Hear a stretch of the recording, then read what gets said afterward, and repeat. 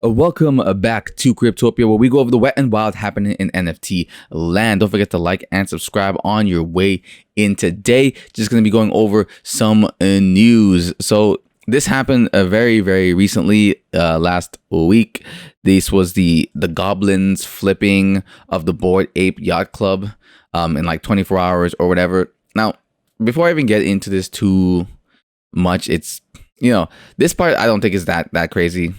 Obviously, it makes for good, for a good headline, for good clickbait, but it's like, yeah, of course, like everyone's kind of looking for somewhere to put their money in. The goblins came out, they were like 0.07 or something like that, 0.09. Like it was relatively low to get in. So it wasn't like, you weren't taking a super duper leap of faith if you were into NFTs and saw this project is like, well, let's just see kind of what happens, like a speculative bet in a speculative market, as opposed to a Bored Ape, which still, despite the drop in sales, it's like, they're still expensive. So people, were looking for something new and sort of eye-catching, and sort of the goblins sort of took over at that. You can kind of see them here on the screen. There are a series of like these really ugly potato head looking things.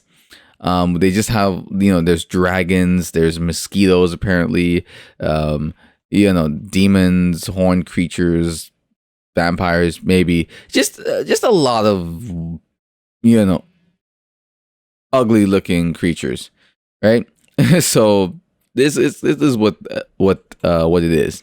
Now, the reason I like this project though, it's like it does not claim to be anything at all. In fact, if you go to their website, all it says is we have no utility. There's no utility, there's no roadmap, there's no community, there's no Discord.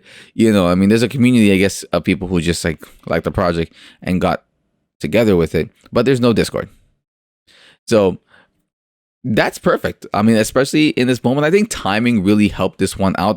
They are also pretty high quality looking art pieces as well. Whoever created it, they don't know. We don't know. It's undoxed, and I think that's exactly how it should kind of be. A lot of people are trying to figure it out. It's kind of like almost like a game, just trying to figure out who's behind this. Some people think it's the Beavis and Butthead creator. I think it's Mike Judge or something like that. Because the kind of the humor surrounding it, in terms of some of the NFTs and how they look like this. If you can see over here, this is kind of a mosquito's butt. It's sort of, I guess some of the humor is very reflective of what his comedy is like. He's not claimed it in any way. He hasn't claimed it at all in any way, and even though I think he is in some capacity kind of aware or looks at the NFT market, I'm not really sure he's that into it to the point where he's making NFTs. He could be, there's no saying he couldn't be, but we don't really know. And people are trying to figure it out. People are hoping. I was reading another article about it, and people are saying that, this, finding out this kind of stuff and finding out who the owner is good for the longevity of the project. Motherfucker, what longevity of this project, bro? It doesn't even need one. It literally says it does nothing and it provides nothing to you except for this thing, this PFP that you get, which you have the commercial rights to do with whatever it is you want to do with it. To me, that's perfect. What more do you need? I'm tired of these projects. There's like 1,001 projects saying the same shit about like, oh, we're gonna create this metaverse and you're gonna get this DAO and you're gonna get this platform where you can launch off other projects and get early access to it. And like everyone's saying the same fucking thing. Not everyone can do the same fucking thing. And this thing is doing the complete opposite of that and saying, I'm doing nothing. I'm giving you absolutely nothing. You can take this, you could do whatever it is you want to do with it. Have fun. And I like that. It doesn't need to be anything more than that. I'm hoping this project does not reveal anything else about itself. It doesn't need to. No plans, no nothing. Let people take this and run with it and do with it what they please, or it dies. Whatever. These guys sold, because they sold like 1.8 million USD in sales. That's how much they made. So the guy who is behind it, or guys who are behind this, is a millionaire now. Whether he was before or is not, whatever. And on top of that, people have this weird kooky project that they're kind of able to get into and get obsessed with. kind of seeing a little bump in the NFT community with the way things are going. Now, people are also thinking that it's going to be sort of the thing that's going to set off the NFT market. I don't think so. It'd be nice, but also keep in mind that it's not the NFT market that's down. It's kind of the economy sort of shit. So everything's down. So, it's weird. I'm sure you'll see spikes like this more and more. But I don't expect everything to just start going up in the NFT space and everything else in the economy is going down. Probably not going to see that. You're probably going to see, when people are doing well in their lives, in their work, and they feel safe and they feel like they can spend money, they'll spend money. Anyways, that's sort of it for this. Like the at least for this particular article or this particular project that we're talking about here, they're these grotesque looking themed goblin creatures, and it's just a cool project that I think was just well timed.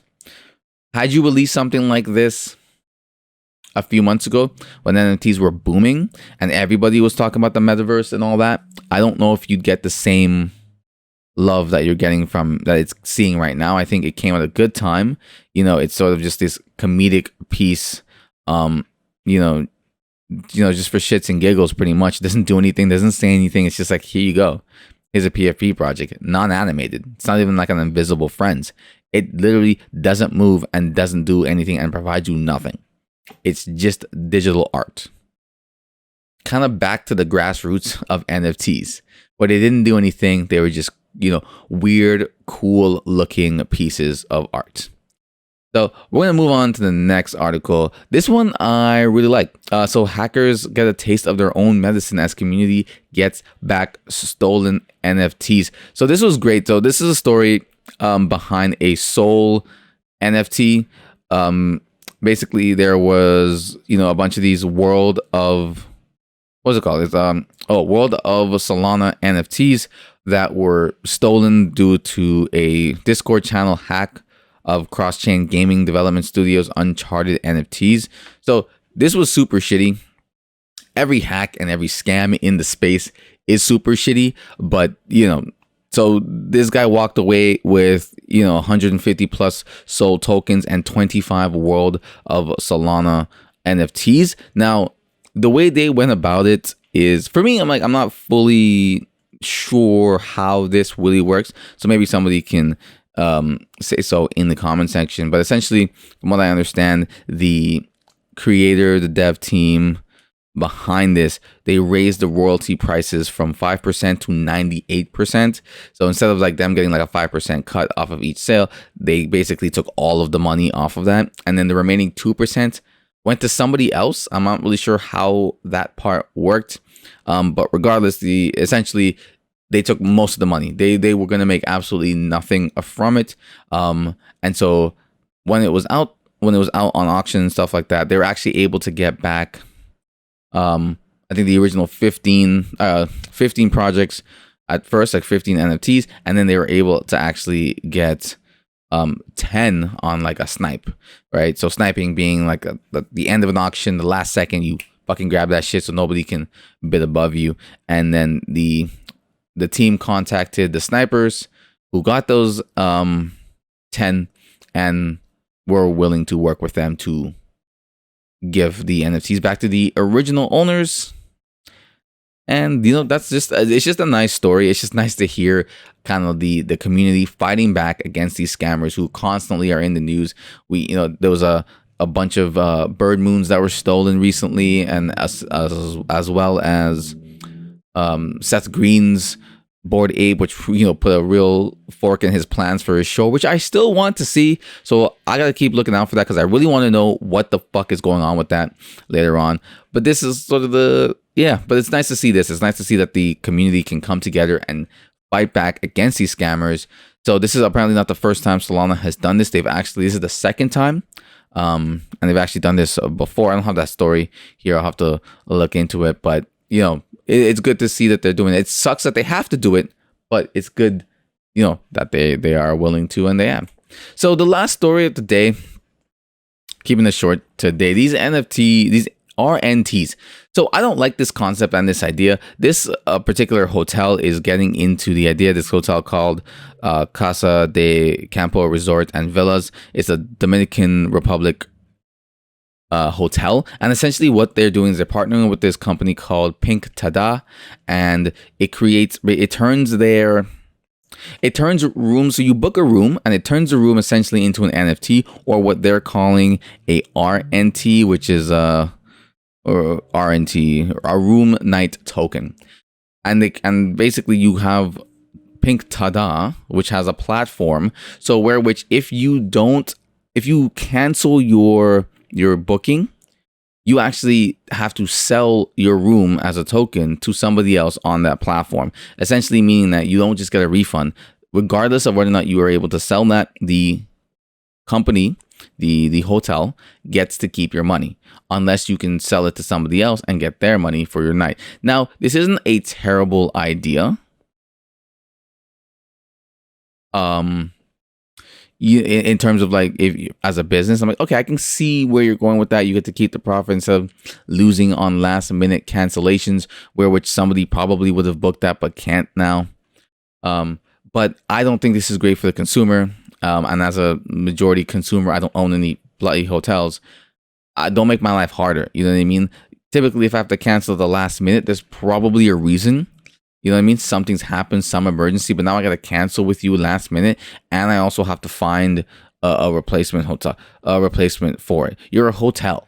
You have the money. Like, I hate this idea entirely. Even though from a logistics perspective, I'm like, yeah, logically, I could see how you could do this and how it would make sense to try this.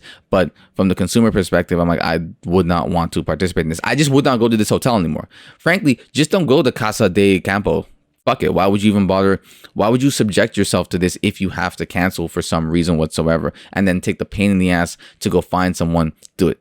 Yes, it may not be that big of a pain in the ass. You could post the fucking thing on the platform and leave it there. But still, now you have to like worry about losing, whatever amount of nights you were staying there. So they also have, and you do this like 2 days before, by the way. It's 2 days before you actually get that. I don't know if that's any different than the regular cancellations, but it's 2 days before. And on top of that, you can do bulk buys. So what I think would happen with the bulk buy stuff, or you can bulk buy RNTs, room night tokens. Somebody could bulk buy them, buy some expensive ones, similar to scalping tickets, right? You get like the nice tickets, and then on game days you fucking sell that shit for a higher price than what you bought it for. You bought it early, discount, sell that shit. I feel like this would be the same thing. You could buy these bulk ones and then sell it. Now they do have an expiration date and time, for how long, allow users to buy RNTs for a specific room, time period, or set of nights. Obviously, it would be hard for them to pinpoint exactly how long you're going to stay there, but you can imagine like people will still be willing to, you know what I mean? It's like, well, this guy holds it for 2 weeks. I need it for a week and a half. All right, well, how much am I going to have to pay him for, how much you putting it up there? I'm like, and then I have to pay him extra. You're paying essentially for the 2 week. You're paying more than 2 week stay, but you need it for a week and a half. But you're gonna stay there? Probably not. You'll probably just go look somewhere else anyways. But like potentially somebody could do this, right? And depending on where the hotel is, you might not really have much of a choice. I don't think this is great for the consumer. I would not participate in this, and I would just say, fuck it. I'm just not gonna stay at Casa de Campo. There must be other hotels in the Dominican Republic that are not doing this. So anyways, that's kind of the end of that. This is like the side of NFTs that are being used for corporate gain. But that's always going to be a thing. That's always going to happen. Anyways, guys, like, comment, and subscribe. Let me know about the Solana stuff, though. Like that 2%. How's that remaining 2%? Because I figure he'd get the 2%. The guy who sold it, at least. It's just not a lot. Like he's losing 98%. But apparently he doesn't even get that 2%. So I'm not exactly sure how that part works. So if you guys can let me know, I'm still learning every video. So tell me down in the description, in the comment section down below. And I'll see you guys next time.